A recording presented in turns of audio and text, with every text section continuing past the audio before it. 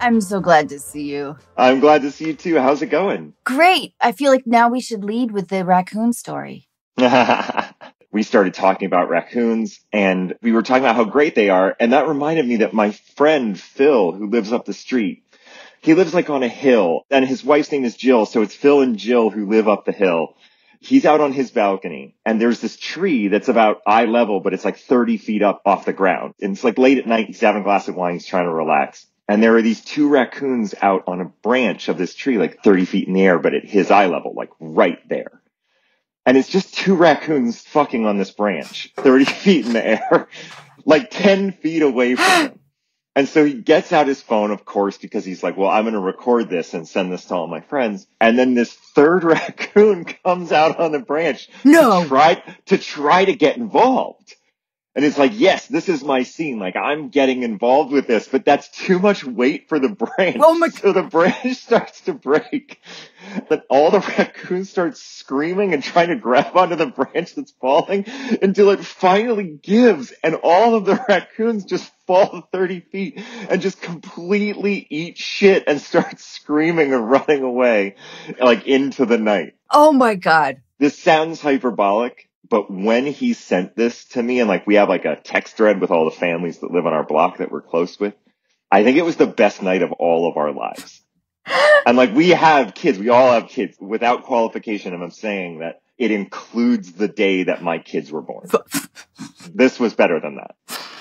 That makes a lot of sense, actually. Mm-hmm. It really does. Oh, thank you. Having given birth before. But what does a raccoon scream sound like? I think it's kind of like a yeah, it's sort of like it has like a sort of high pitched, like, it's not like the sort of Taylor Swift goat human scream. It's not scary. I mean, it's pretty funny. That's amazing. I didn't know they were into threesomes. I don't recommend that for most relationships, quite frankly, but I really want like one of the callers to be like, I'm kind of interested in threesomes. And you're just like, look, here's a really good example of why you shouldn't do this. Yeah. You're going to end up in a branch and you're going to eat shit from 30 feet and it's not going to be good. And they'll have no idea you're talking about raccoons.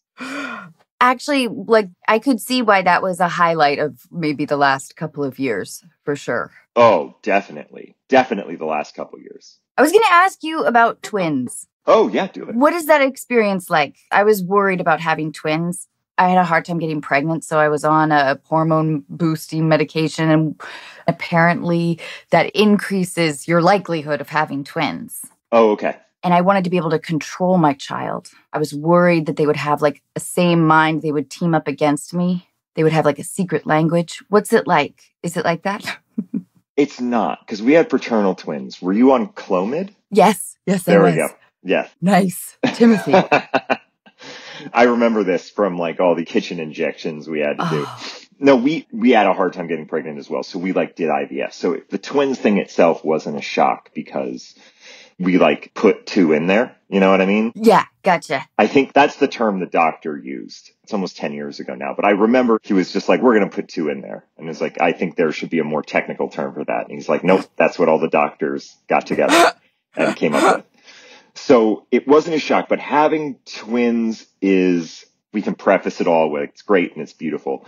They are fraternal twins. It's a boy and a girl. Hopper and Marty. Hopper and Marty. So they don't have that sort of like secret twin language that you hear about. You know what I mean? Yeah. They are really more like siblings who just happen to be born at the same time. They basically have any other brother-sister relationship. It's just that they were born at the same time.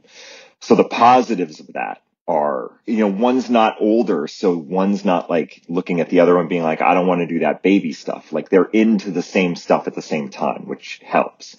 An unfortunate part about it is that, and this is something I've been kind of like, as they're a little bit older now, you never really get special quiet time with them, especially when they're really young. Like a successful day is not like a beautiful connection between your kids. Most days it's just like did we manage? That seems like just normal parenting. Yeah, no, it is. I think I just remember like when they were really young, when they were like 2, 3, I would like see other parents with one kid and they'd be able to like sit down and like read a book and focus on like that kid and just reading a book, and Right. this is like just people with one kid. If they had another baby, that obviously changed. But like, I remember just being like, even the times that I would attempt to do that, just like, I'm going to sit down and just read a book with Hopper.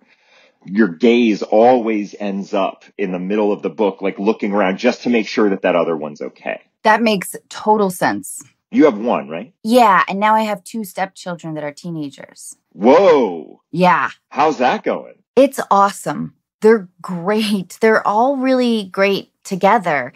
And it's been really rewarding for me. The oldest is 18 and she's brilliant and applying to college. The now middle one is 15 and he's so sweet and really tall. He's like 6'2". Yeah. And he's a freshman. So, figuring out all that stuff. I couldn't imagine going to high school here. My high school experience was pretty shitty anyway. Yeah. I mean, like most everybody, I think. Yeah. What was yours like? Oh, shitty. I think that I was at D+, C- in terms of like my social grade, my social class level, somewhere in there. How would you rank yours? I would say I was a solid B-. Every once in a while, I might creep up from there, but I think I was a consistent B-. And I think I was helped that I went to like sort of a hippie high school in Maine that had like, especially for the time, like a somewhat progressive ideology. And it was a pretty small school in a rural area. So I think I did benefit from that like the close-knit community, you couldn't get too far down a wrong path in the school before somebody would head it off at the pass. And all of a sudden you were in like a guidance counselor meeting. Like nobody really got lost, which was a wonderful thing. That is amazing. That is unique. Yes. And Timothy, since this is a show about relationships, can I ask you, did you have a girlfriend? Or how old were you when you first fell in love? I mean, that was not really my scene. Like, I was not popular in that way. I was very funny. I feel like I got along well with a lot of people, but I was not somebody that anybody was interested particularly in dating. I think my first girlfriend was my senior year of high school, and we met doing Fame, the musical. I played the acting teacher whose name I can't remember. And I didn't really know how those things worked. And I think I just sort of offhandedly said, like, she was having a moment of insecurity about something and I don't know anything. And she was like, I don't really know if you like me. And I was like, what are you talking about? I love you. And then like that, of course, became a big thing. And then somebody came over to talk to me. It's like, wow, that's a really big step you made. And I was like, I don't know what's happening. Why? Did it freak her out? Yeah. I mean, she was like, oh, that must be true. You know what I mean? Like, I think we were just like stupid and we didn't know what was happening. And I certainly was stupid and didn't know what was happening. So really just kind of rolled with that for like 3 months of just like, oh yeah, no, definitely that's how I meant it. I was conflict averse. And then broke up with her in a very terrible way on a school New York theater trip, like on the way to New York for the weekend. I was like, I don't think this is going to work out. Terrible timing. Yeah. Or maybe great timing. I had a great weekend. Speaking of heartbreak, though, have you had your heart broken? I'm now an old cynic. Yes. But I think that the reason that I sort of hesitate with that is that now as an old cynic, I look back on it. I'm like, yeah, wow, my heart was broken. But I also am just like, man, that wasn't anybody's fault but my own. You know what I mean? Like, I think at the time when my heart was broken, I put a lot of blame on the other person. And looking back, I was like, oh, you just made a bunch of dumbass decisions and ignored a bunch of things that really led you there. Like, you know what I mean? Like, you could have been. Does that make sense at all? It does make sense. How old were you when you kind of went through this? Oh, I was 27. I think it was like that. A lot of people have that sort of like late 20s. You think this might be, it's almost like a dress rehearsal for an actual adult relationship where it's like, we're not just like college dating anymore. This was somewhat serious and it didn't work out. And you know, like. I do. I totally know. I mean, I ended up marrying that person and then we got divorced. That's exactly what it felt like in hindsight. It felt like, oh, that was a dress rehearsal that ended up being pretty expensive. That was not a consideration at the time. Like when we separated, it was like we divided up our valuables. It'd be like, well, who gets the air conditioner that the person that left in this apartment when we moved in, like who gets that? Right. Like maybe it'll work someday. That was the only thing that we had to split. Did you break up with her? No, I was very much broken up with. And did it come as a shock? It shouldn't have, but I let it come as a shock. Do you mind my asking, do you think that you sort of maybe unconsciously pushed her away? I did realize, and I suppose this might be a lesson that I need to take, because I remember we were having a conversation one time, and I remember she brought up, there was like this one night that I thought was awesome, where we're like, me and her roommates, we all like laid on the floor and like listened to records. And like months later, she was like, you just had such a terrible time that night. And I just like, you just don't know how to have fun. I was like, what are you talking about? I had such a great time. And I realized that there are times where I'm having a good time, but that's not what my face looks like. And that is kind of a joke story, but I do think that there was something to that, in that I'm not great at like actually like showing or speaking or emoting in situations that I'm enjoying. And if somebody asks me if I'm enjoying something, I'm like, oh yeah, no, I'm having a great time. And then it just seems like I'm not.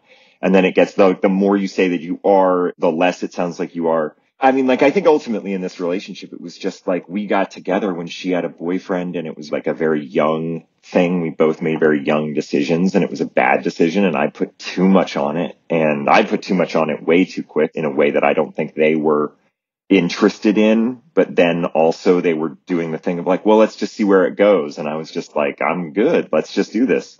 And so I think they worked very hard to not have it be a thing. I don't think they really wanted to be there the whole time. And late 20s is particularly difficult in our industry.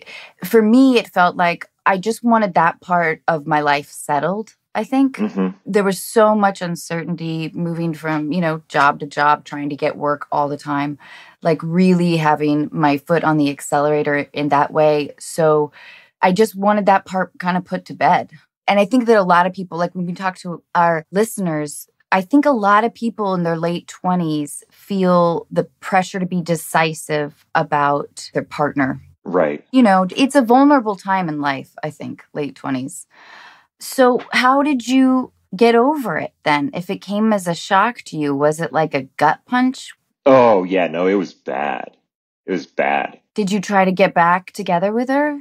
No, I ended up like, it was one of those ones where I think you just look back and you're like, oh man, I made decisions that I shouldn't have in order to somehow try to make this work. Like I bent over backwards to make sure that this person would never leave. It wasn't a good relationship. I don't know if that makes sense. Like, I think I like turned stuff down because I was like, well, I didn't want to be away. Yeah, I just didn't want to be away because that meant I would be away. And look, again, like I don't want to put it all on them. Like I also don't think that I was a great boyfriend, but, and I think she was also like pretty popular, like somebody that people sort of gravitated to. And I think there was also like a sense of jealousy with that. And like, especially the way that we got together, not being very secure that, Yeah.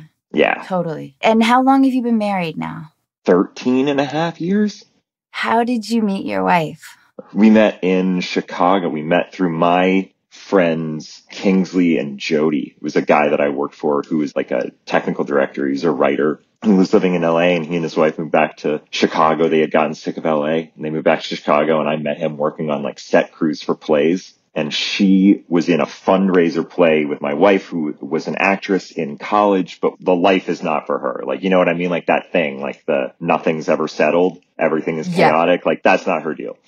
So by the time we met, she had gone back to school, and she was in her first year teaching. She was running the theater department at a school on the south side of Chicago and was in a fundraiser with my friend Kingsley's wife. And I was told to come to a party because I, 9 months previous had gotten out of this bad relationship. And they were like, just come to this party. It's going to be great. Like there will be like cute girls there. Just like come by. I know, whatever. Like it's not going to be a big deal. And then me and my best friend showed up, and every single person there was married except for what was clearly someone I was being set up with. And I think we both were like, oh, are you fucking kidding me? But then we just kind of hit it off, and I think we both just eye rolled at each other like, fuck off with this setting us up. And then like 3 weeks later, they had another party, and I think we both checked in like, yo, are they going to be there? You know what I mean? I love that.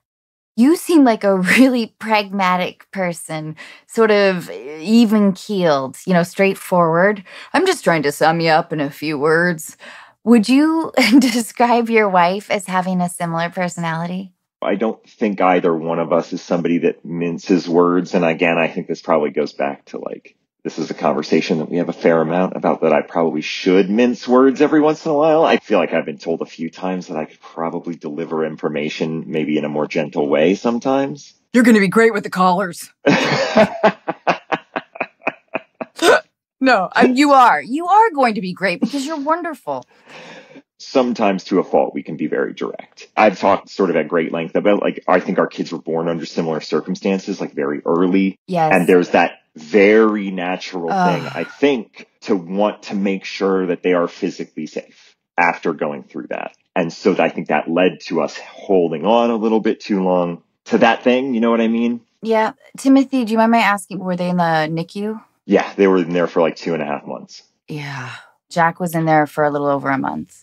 I mean, it's the worst. It's the worst thing. I don't know if you guys had this, but there were like some days where we would go in and like, it was like, okay, we're going to scrub in and we're going to hold the babies. And then we take them out of the thing and you'd like try to do like the kangaroo care or whatever. Yep. And like the monitors would stop going. Sometimes it was like just too much. And you had to like let go of the fact that you couldn't do it in that moment. Being there for so long, I would get pangs of jealousy watching other parents leave with their babies. Oh, yeah. And there was also tragedy and heartbreak. You're just holding your breath the whole time. And if your experience was like mine, and rightfully so, the nurses and doctors gave us like kind of zero indication. It's crazy. Like the indication of when they're going to go home. Yeah. Yeah. Yeah. Like after a while, I kind of stopped, even searching for any like, hey, so should I be buying sheets? Like, what's going on? Yeah. Did it also happen to you? Like, they really gave us no indication until all of a sudden it was kind of time to go. Yes. Yeah, it was just like one day they were like, yeah, we really don't know. And then the next day they came in and they were like, Hopper's going to go home tomorrow. And Marty will have to be in here probably another week. And then the next day they were like, they're both going home. Like, and we're just like, shit, okay.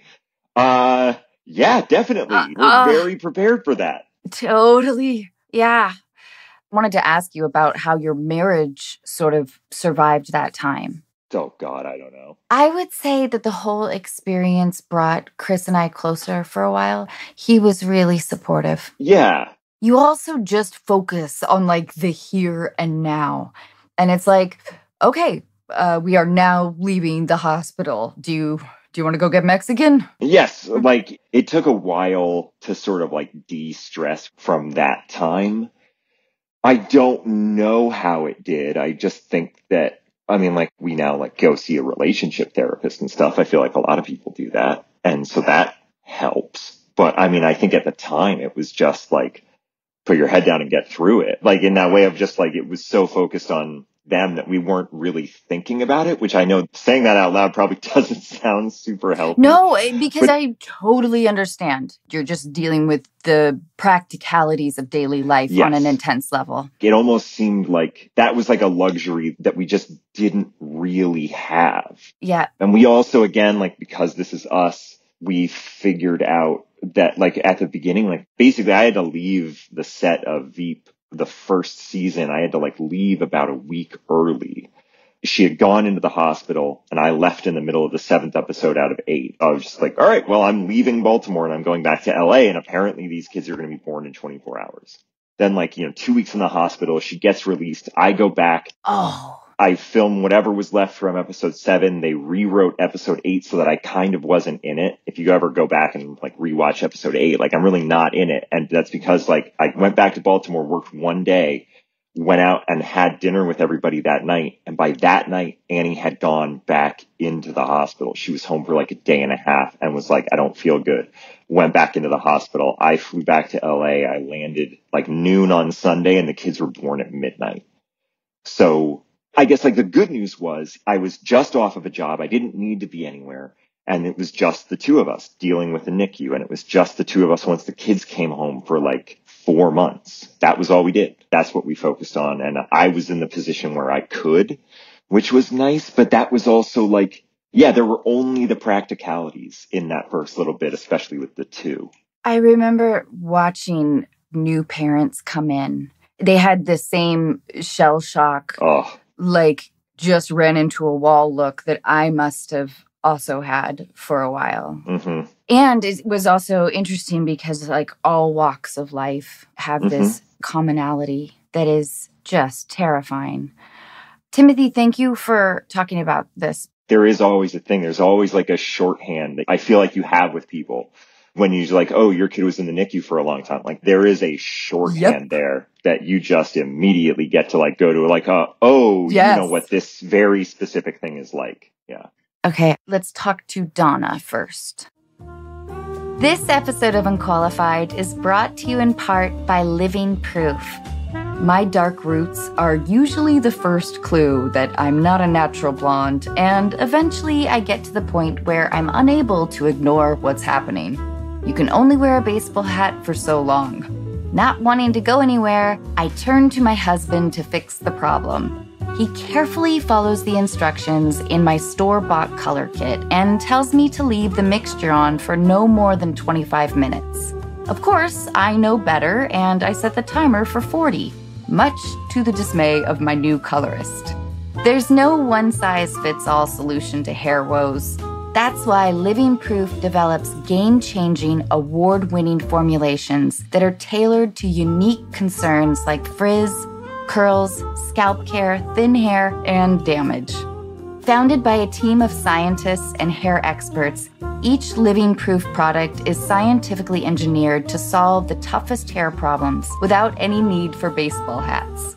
I personally recommend the Restore Shampoo and Restore Repair Mask, which left my hair cleaner and healthier than it was even before I overcooked it. Put the science to work and unlock your hair's full potential with Living Proof like I did. Visit livingproof.com/Anna and use code Anna to get 10% off your first purchase. That's livingproof.com/Anna. Code Anna for 10% off your first purchase. livingproof.com/Anna. Code Anna. This episode of Unqualified is brought to you in part by Masterclass. Masterclass offers classes on a wide variety of topics, all taught by world-class masters at the top of their fields. With over 100 classes to choose from, it seemed appropriate that I start with Neil deGrasse Tyson, who explained how we know what we don't know.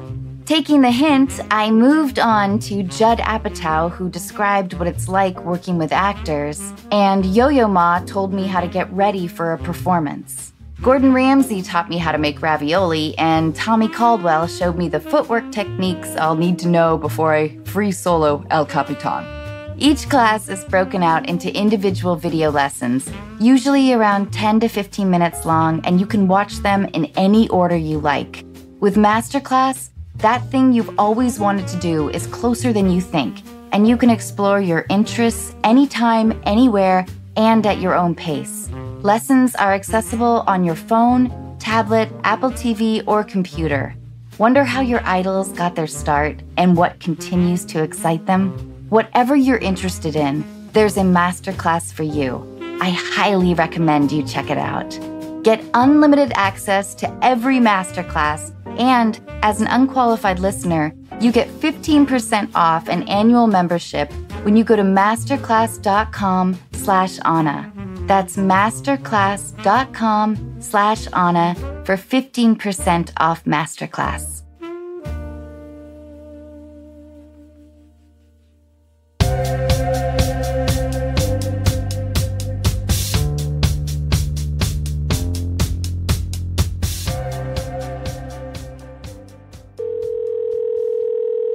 Hey, Donna. Hi, Donna. Hi. Donna, will you tell us what's going on? Thank you for your letter. No, thank you for taking a moment to read it.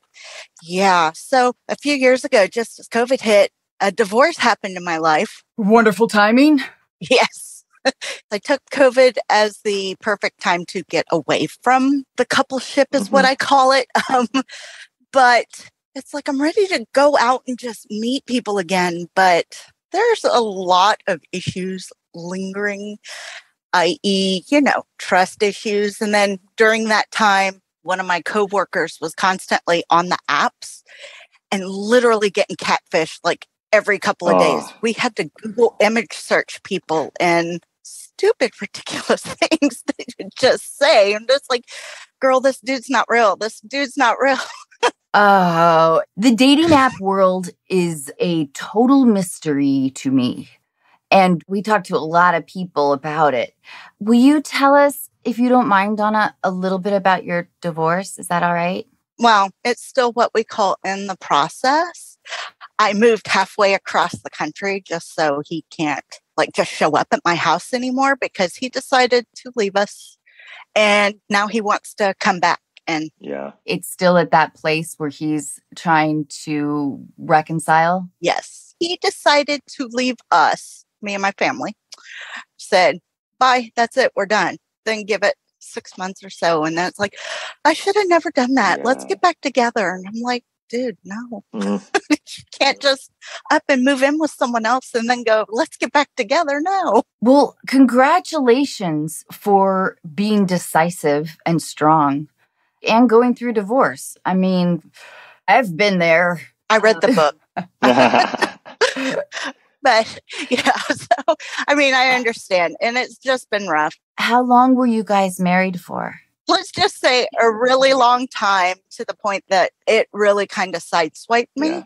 Yeah. There's always hints and things that I can look back now and go, yes, I knew that was going on. Yes. Yeah, I'm sorry. Like Benedict Cumberbatch on Sherlock. You know what I mean? Like when all those things are coming up and you finally the puzzle all fits. I'm a big fan of the big move, getaway, clean break, no contact thing because it does force, I think this is again a total guess, but I'm assuming what your ex found out when they got out into chaos was that chaos isn't fun and then they wanted familiarity, but a big clean break, while chaotic, maybe moves it through faster, or at least it did for me.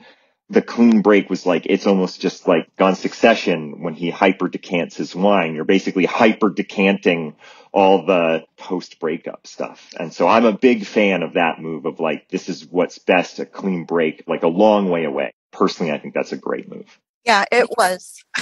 And because so many couples do the half-life relationships, after the initial break, people will get back together for half of the amount of time that they were together. But Donna, that must have been you're already going through this tumultuous time and a time when everyone is reflecting. And so you had that concentrated. Yes, it was. In Texas, it's varied, but Washington, we're definitely closed off and work from home. Talk to people from home all day. It's really odd. So you haven't been having any luck with the dating apps? No. And I have people that swear by them. My brother met his wife on stuff like that. My son met his wife on stuff like that. So. Okay, Timothy, how does Donna meet her guys? Take this with a grain of salt because I've never been in the dating app world. It seems like that is just the way the world works now. But if you don't want to do that, you know what? Fuck it. You don't have to. You're writing your own rules right now. So this is something that I saw happening throughout the entire pandemic that I thought was pretty fun, that had nothing to do with relationships, which was when everybody's going to die, why would you not just enjoy the things you enjoy? And so everybody really doubled down on the nerdy shit that they liked.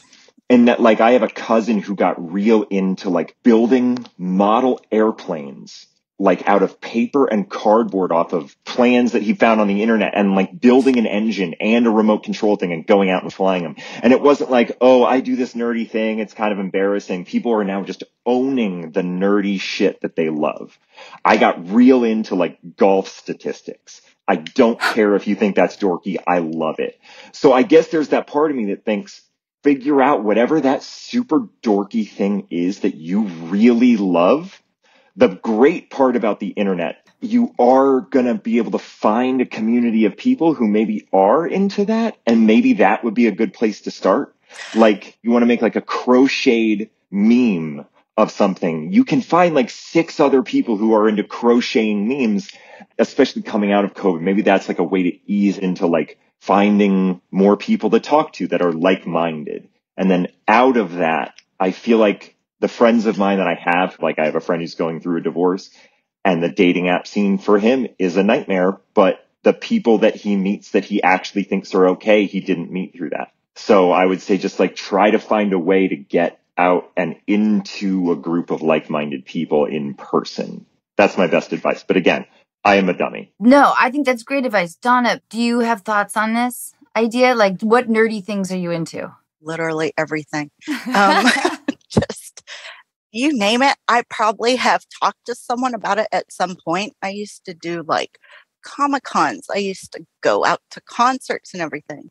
I went to a concert recently, and the one guy there that would not leave me alone, turns out he has an infant daughter that I was like, dude, no, just stop. Oh, did he bring the infant daughter to a Metallica show? No, he was by himself. His wife and his daughter were at home. Oh, I overheard him talking to someone else, and then he's come back talking to me. Kind of weird and creepy, and I don't know. But I do find and discuss a lot of books. I read a lot. I write stories, so I discuss things. But most of the people I gravitate to are females and gay guys. So, Okay. yeah. All right. so it just happens like that. I try, but I don't know. I tend to be very judgy because you cannot intonate on what you see online. And so I'm like, are you being sassy or are you being friendly? What's going on? That might also be like throwing up a little bit of a wall of defense, especially after going through what you've been through. As like a longtime cynic who has been very judgmental about stuff in the past, there usually is just there for self-protection. So just make a little mental note of that. Yeah, Donna, I'm impressed that you recognize that element in yourself. That's a great start.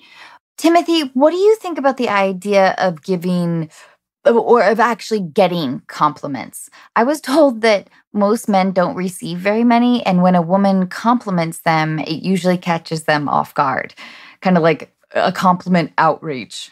Oh, that's a good idea. I think that actually is nice. I will say that like you get sort of a lot of attention being in this business. Before any of this, if somebody just out of nowhere came up with a compliment that it was like, oh my God, wow, thank you. Wow, okay, yeah. You know what I mean? Yeah. Yeah. Like there was one time like when I was like 23, I got like a nice compliment from someone who works at a bookstore, and I was like, no, I'm done. Like, let's go. This is the best moment of my life. So yes, as somebody who has just been out in the world as a guy before, I would definitely say keep it on the less lascivious side, only because that can throw up some defenses. But yeah. But Donna, do you have a job where you are able to get out, or do you work from home? I work from home, except for one day a week. I am in the office. I do escrow. So most people I talk to are either dead or retiring. So they're selling their houses. So yeah, I think that's the case for so many of us now, that you can't really suggest meeting somebody through their work environment. The one person I used to flirt with at the office before we were shut down, has a girlfriend now. So got themselves a COVID girlfriend. Yes, sadly. If you're in Washington, I'm going to throw this out there to say, just because you mentioned reading, and again, nerdy shit, find a good indie bookstore and see if they have readings, book discussion clubs, see if they have author events, stuff like that. It doesn't have that added pressure of like, oh, this is a singles mixer. Yeah. Right. You're already conversing. Yeah. You're in an environment where people are kind of expected and want to converse. Yeah. Would you be into that, Donna? Oh, totally. Totally. I had planned to do that before literally everything locked down. I had little book meetings listed on my calendar. Oh, so I awesome. could go. And then I get the email, no, we're closing them down. Sorry. Yeah. Come on. I think that things are kind of opening up a little bit. They're going back, yes. I mean, we did have that concert a few weeks ago with rules and regulations, of course, and it varies on the place. Yeah. And I do know a good couple of local bookstores that I probably should check out their online calendars now that you mention it. Do that. And again, like supporting an indie bookstore is always a good idea. Yeah, I think that's great advice. And Donna, I do want you to be careful not to go back to passing judgment too quickly, you know? Yeah. I think that sometimes people will latch on to a single thing. I worked with a woman years ago who went out on a date and apparently her date ate off of her plate. I thought that was really charming. Yeah. But she was like, oh, and I guess it was emblematic of the mentality of like, oh, well, maybe you really don't want this or you're not ready for something. Yeah. So I think keeping open mind, open heart as you make your re-entry into the dating world, I think that will be beneficial to you. And I think try to have fun. I do think with the dating apps, because the pool is so large and it's exhausting. And I hear people describe their dates as kind of boring, most of them, which I think means that there just isn't enough effort being put into exploring if this person is really interesting and right for you. I am also curious about the coworker that you were crushing hard on, because I do wonder if that guy is lingering in your mind more than your ex-husband. No, not really. Okay, good. We just constantly flirting at the coffee machine. I mean, that's just what we did. And then they said, nope, everyone stay home. We had too many COVID incidents, so you guys are all at home now. And I mean, we just barely talk online because he went back home to Arizona, but then he got a girlfriend in Arizona. So, well, let's get you a boyfriend in Washington. Sure. Although I'm open to anywhere in the country, I still have a free airline ticket lingering around somewhere. So we got to get that used. Yeah.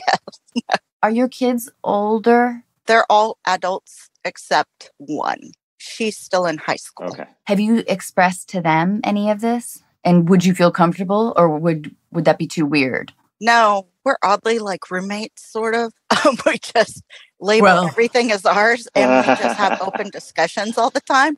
And they know. Three of them are conspiring to find me the perfect person, but it's like, I don't know what your methods are, but they've been into it since like the moment their dad left. Oh, let's get you a date. I'm like, no, that's amazing though that they're so supportive. Yeah, they are. That's pretty great. And that they have your back. They're keeping their eye out. Yes, and they will definitely let me know if there's something wrong with anyone that I go out with. So that's got to be a word of warning on my disclaimer. Which kid's your favorite? Who made me mad that day? And it's not them. Not that one. Okay, that's a good answer. That's what I've been saying since they were little. It's like, who upset me today and who didn't? That will give you my answer. But yeah, I love the idea of book clubs. Yeah. I just want someone that I have something in common with, that maybe we can go hang out and go do stuff. Mm-hmm. Because people here just like, oh, you like that. I don't want to go do that. And you read all the time. I hate reading. This is why we got to get you to the readings at the bookstore. Yes. Stuff like that. Yeah, definitely someone it doesn't even have to be romantic per se. Yeah. I mean, you're just ready to meet new people. That's a great mindset to have. Yeah. Just new friends and new experiences. Does all of this sound like a good plan? I appreciate the advice. I appreciate like an outsider's perspective, because my BFF can say something and it's like, that doesn't quite fit with what I'm thinking. And someone else that I've talked to for years will be like, what about this? And I'm like, no, that doesn't fit with what I'm thinking. And people at work are, you should do this. And you guys gave me a different perspective than what the majority of people automatically go straight for. Yeah, cool. So I appreciate that. Do you think you are in a place where like you really want a relationship? Or do you want the experience of sort of casual dating? You know, I'm always open to everything.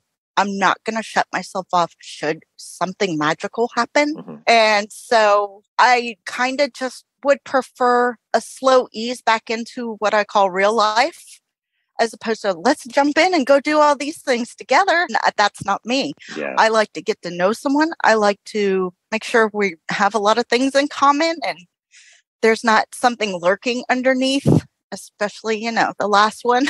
It's just always questioning everything. So I should have known better, but, sometimes your heart wants what it wants. And then you have kids and it's like, this is what marriage is supposed to be. I stayed just because he said he would take the kids and I didn't want him to have the kids. Oh, God. So Wow. I just kept that and just stayed until we didn't. I'm glad you're across the country now, if that's the case. And I would say that really it just kind of seems like you have to get back out in the world, do things that you like doing without the thought of this is how I'll meet somebody. Just go start doing things that you like doing in the actual real world in front of people. And that's when that'll come up. And Seattle is nerd haven. It is. You could also just like go to Seattle, just like leave a trail of Magic the Gathering cards on the sidewalk into whatever bar you're in and you'll be fine. I don't do Magic the Gathering. All right, cool. So your Marvel Champions tabletop card game, just leave a trail of those into the bar. Your Pokemon Goes, and just everybody will be like, oh, catnip for all those Seattle nerds. Something like that, yes. Donna, I'm excited for you. And I really do think it was just incredibly strong to be like, I'm removing myself now. I had to because I found myself crying for hours on end. Like he would just show up, hang out for 4 hours and leave. Oof. And then I would just find myself crying. And I said, I literally cannot do this anymore. Yeah. I lived in Washington and I just kept thinking, it's such a nice place up there. I would just meet random people who would always be like, hey, cool this. And I could say, hey, cool that. And nobody thought it was weird or outside the box. And it felt like home. So I came back and I brought everybody with me. So there's a guarantee that he won't show up. Awesome. It was a strong move. Yeah. So good for you. Yeah. Thank you. Donna, I can't thank you enough, and keep at it. You know, you might have to put just as much effort into this idea as you would a dating app. It'll just be more rewarding and you won't feel as shitty. Yes. Definitely. You know, open mind, open heart. Yes. Thank you. At the very least, you'll make some really interesting new friends. Oh, yeah. Definitely. Who might know some people who are like, you know, maybe another divorced man with kids or something, you know? Definitely. Just not younger kids. I'm almost free. Wait, Donna, open mind. Yes. Open mind. True. Very true. I apologize. Sorry. Donna, thank you so much. You are not alone. I feel like we've talked to a lot of people that are struggling with this same thing. Like, how do I meet people nowadays? Yes. What do you do? Yes, but I appreciate you guys so much. Thank you for taking a moment to read my email. I was scared and nervous and, you know, I'm like this shaking really hard just trying to send it and type it because I just don't admit this stuff to people except maybe my best friend and someone I've known since 2009. So it means a lot. So thank you. Well, thank you so much for sharing too. And maybe as you get out there, you'll find yourself trusting people a little more. Yes. That could be a good side effect as well. Donna, thank you so very, very much. Have a good day, guys. Thank you so much. Bye, Donna. This episode of Unqualified is brought to you by McDonald's, proudly serving communities since 1965. On the drive to and from my parents' house in Washington State, we almost always stop at two particular McDonald's, one in Salem, Oregon, and another in Eureka, California. At the moment, we are in the parking lot of the Salem location, and I just finished a Big Mac and fries. Even though we are just passing through, I appreciate the familiarity and feeling of community. The other day, I was looking through my mother-in-law's photo album and came across a photo where she and her friends are standing in front of a McDonald's wearing their cheerleading uniforms. I usually call my mother-in-law New Mom, but her name is Marcia. Under the photo, Marcia had written a note, and I talked her into letting me read it here. San Bernardino, California. I have so many memories of this McDonald's over the years. My father took me there on what I think was opening day. What a thrill it was as a young girl to order a chocolate shake, hamburger, and French fries. Then there was the time when my cousin Hinda and I were given a tour and allowed to take dill pickles by the cupful out of a huge barrel. We must have eaten 100 pickles each. Everyone in my family knows the story of how I accidentally missed the ketchup container and dipped a fry into my milkshake. Now when I dip fries in my shake, it's on purpose. I remember when I was 12 years old, my mother and my cousin Noel Novak, Larry's brother, picked me up from dance class, and we went for dinner to celebrate Noel's graduation from high school. Years later, when I was in high school, we would go to McDonald's every Friday night after the football game. I wish you could see this photo. Marcia couldn't remember if they won the game that night, but everyone is smiling as if they did. Wherever your local McDonald's is, there's nothing better than that wonderful feeling of community.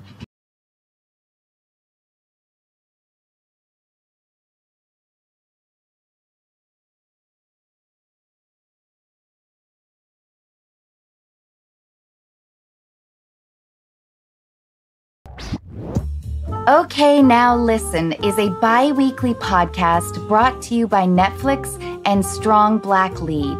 Join hosts Scotty Beam and Sylvia Obel as they talk openly and honestly about what's on their minds, what they're binging, and what's blowing up their timelines.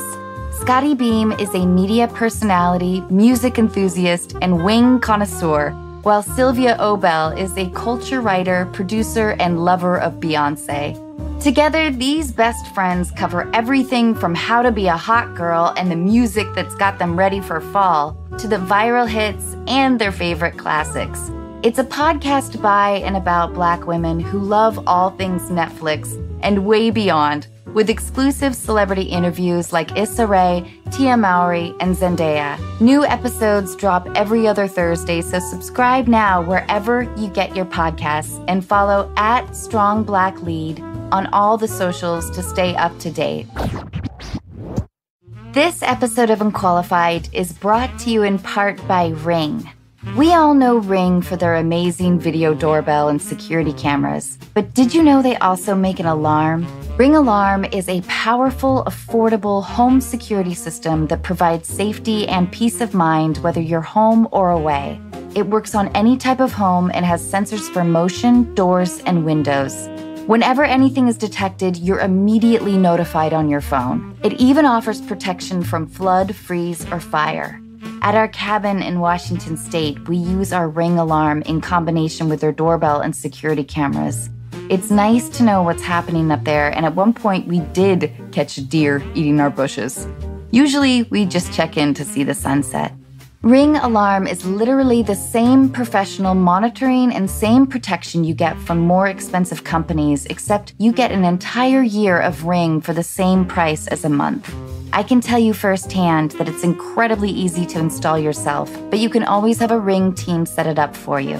This holiday season, deck the halls, walls, doors, and windows with the best deals of the year on the award-winning Ring Alarm.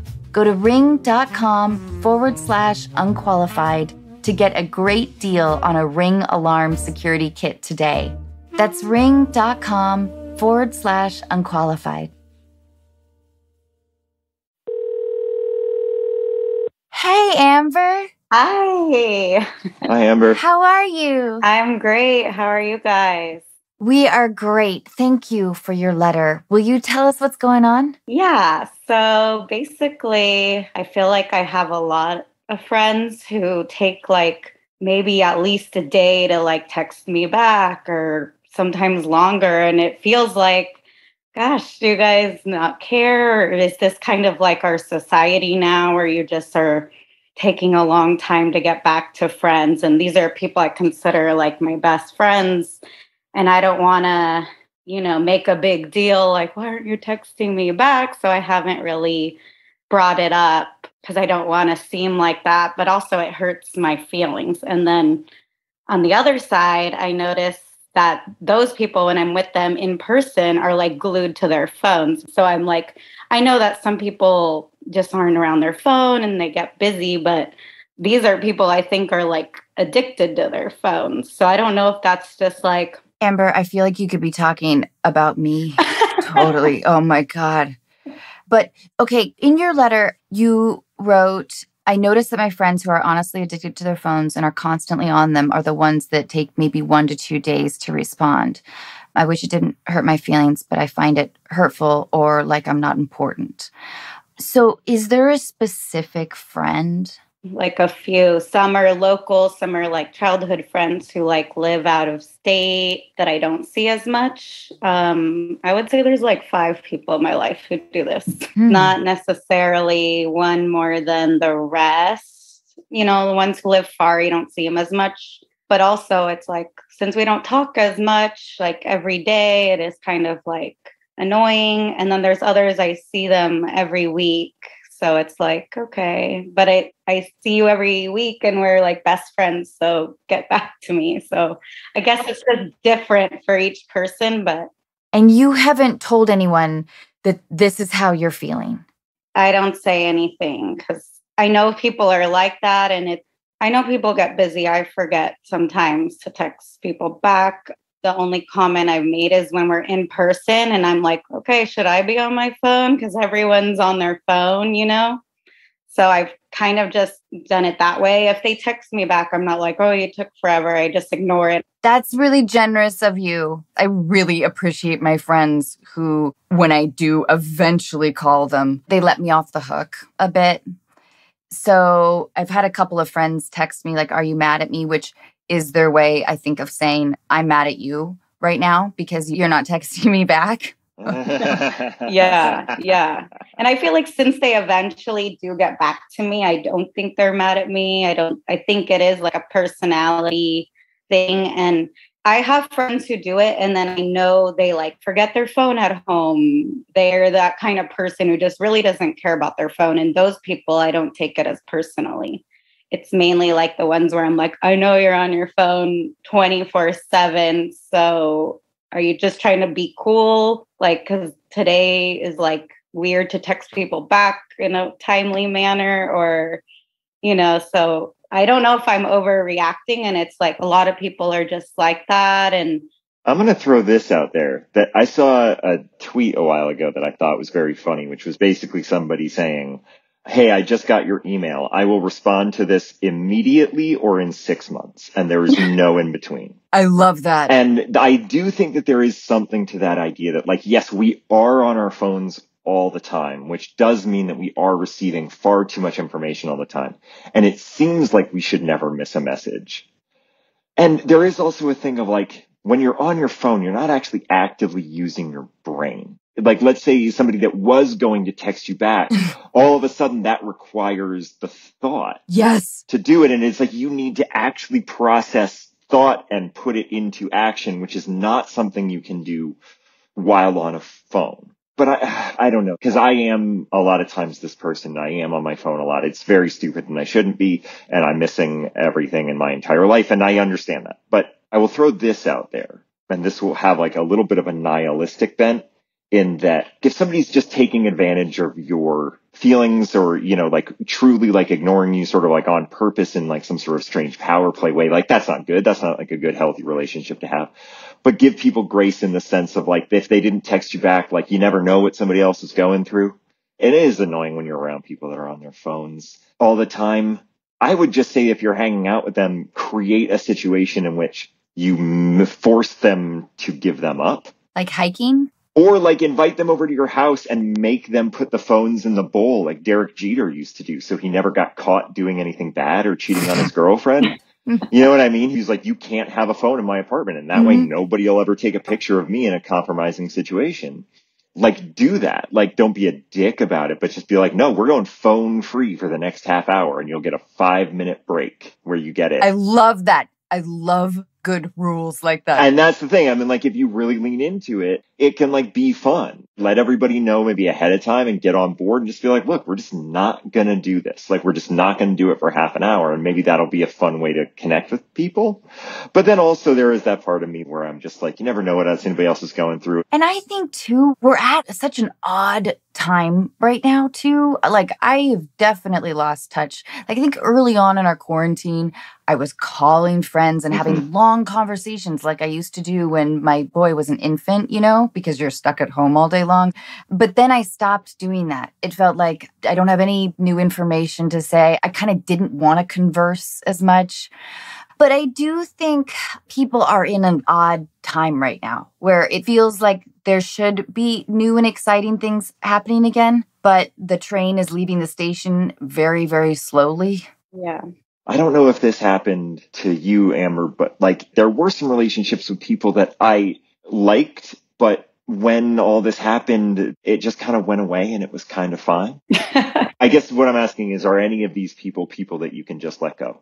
I wish it was. I think that's why it bothers me, is they're not. These were like bridesmaids in my wedding. Oh, okay. That's not even that long ago, because I probably wouldn't care. And now I'm at the age my friends are narrowed down that these are the people Yeah. I would like to keep. Amber, when did you get married? In April. I feel like with a lot of people, there's a bit of like a December 26th effect after a wedding. Yeah. Like you've spent this time planning it, being excited, you're hanging with your girls, it's about your day, and then there's a little deflation feeling.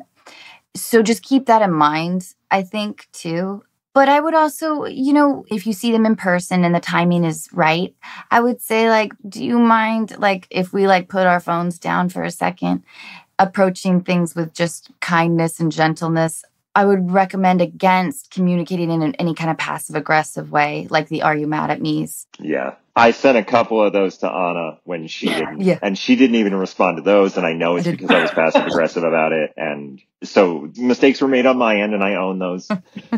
But unfortunately, Amber, like, I think that this is our fucking world now. Yeah. Yeah, that's kind of why I haven't said anything. I'm like, I feel like this is just how it is. And I may be more of a sensitive person where I'm like, oh my God, they're reaching out. I really want to get back to them. Or, I like to make people feel like important. And then I think I take it too personally. And so just try not to say anything and not let it get to me. But can I ask you a quick question? Yeah. Are they in similar circumstances as you? Like, you are married. I don't know if you have kids. Are they married? Do they have kids? Are you in similar life situations? We are. None of us have kids, but I'm the only one married. And sometimes I wonder, do they think we can't be friends now?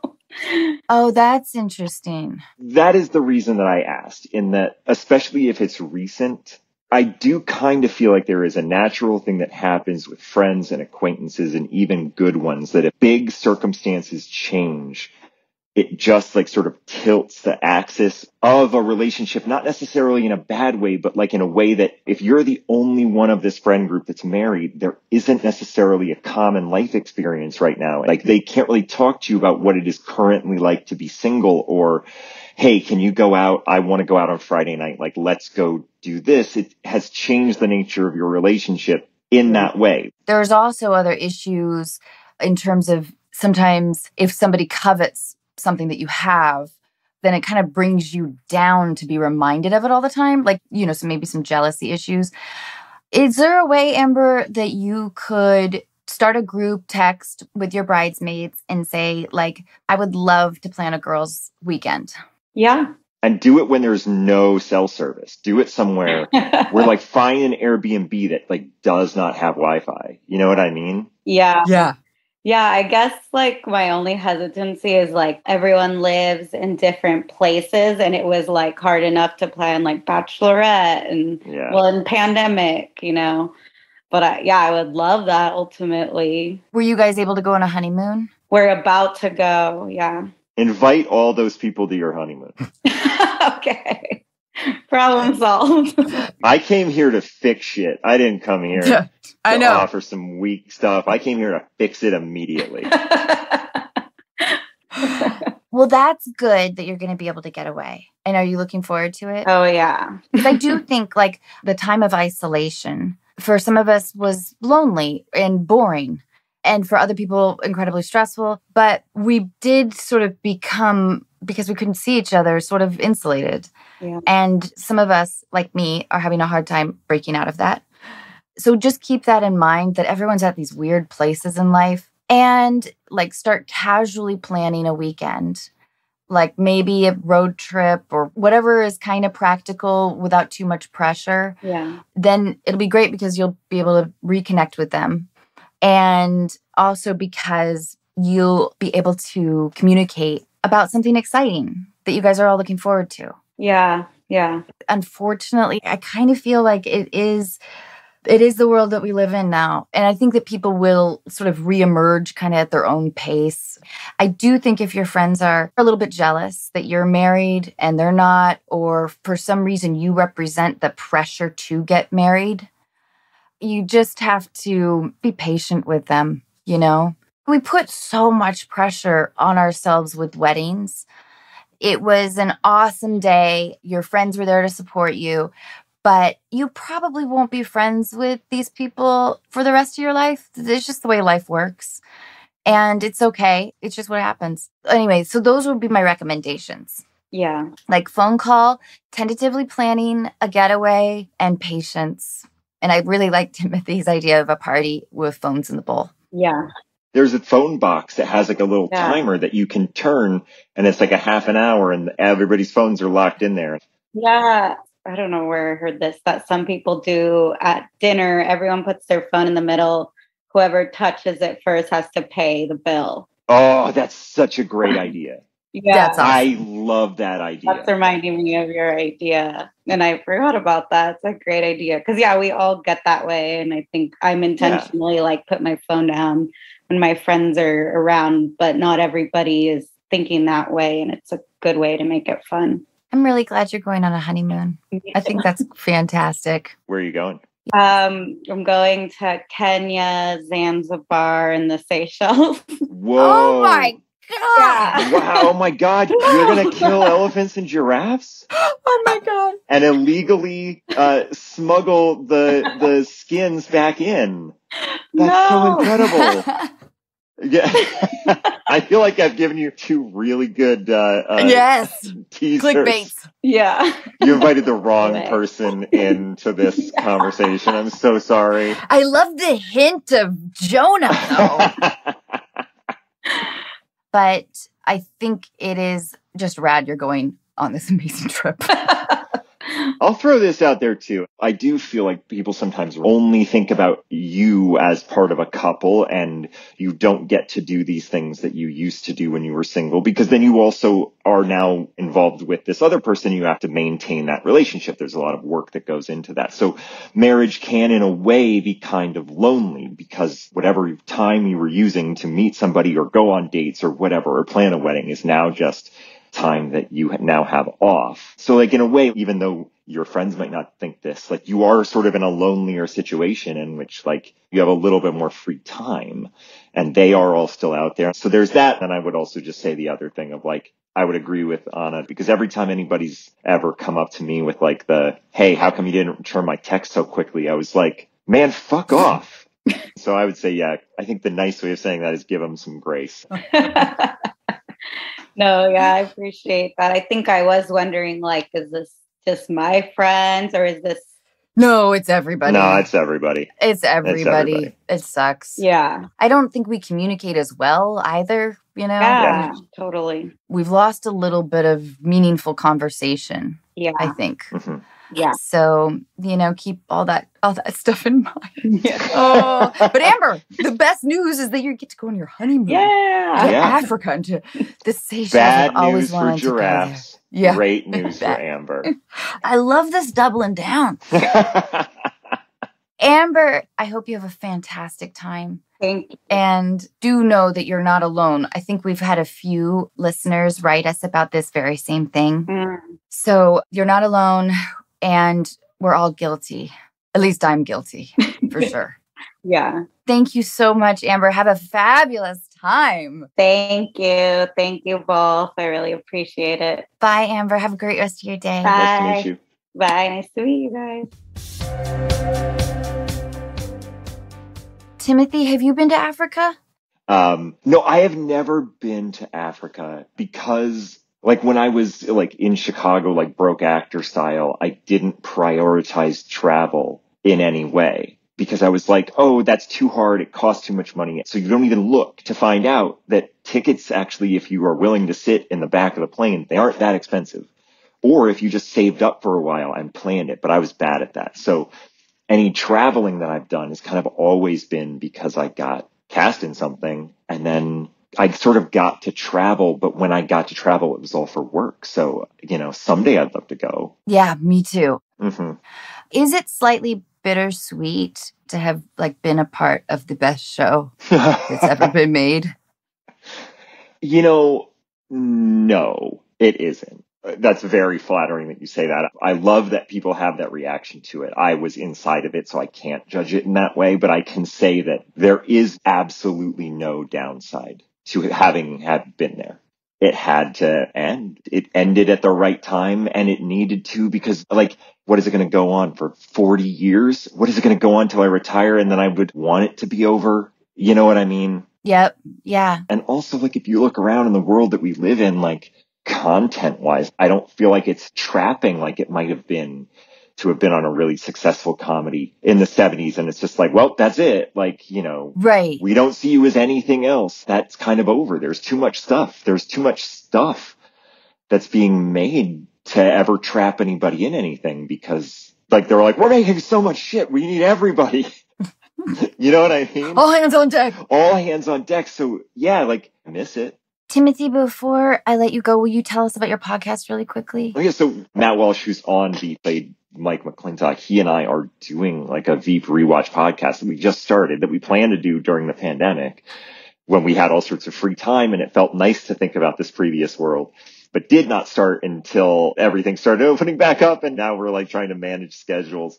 It's called Second in Command. It's a Veep rewatch, and we're just going through episode by episode and talking about the show and trying to remember stuff that happened. Yeah. I mean, it's been challenging. I bet. I don't have a great memory. I think one of the things that was nice is that it was such an insane experience creation-wise. And I think unlike a lot of other shows, we had so much of a creative voice in it from a very early time that changed so much that like people that are fans of it, like if you are a fan of the show, or if you're just like a person who likes comedy nerd stuff, we really are able, I think, to go in and talk about like how chaotic the production was and like how that affected the creation of the show, how individual moments were created, what got cut from scripts, like the rehearsal process that we had. Like, it's actually kind of fun to go back and talk about that. I can't wait. Can we listen to it now? Yeah, we've only released a couple episodes. I think we just had Tony Hale on to talk about episode 2, which is the one about frozen yogurt. But yeah, so like we're just starting out. So there are a bunch of episodes left to go. Second in Command. Second in Command, yeah. Timothy, thank you so much. This is so great. Thanks for having me on. You're just awesome. I can't thank you enough for spending time with us and giving great advice. It was so great seeing you. Great to see you too. Bye, Timothy. Bye.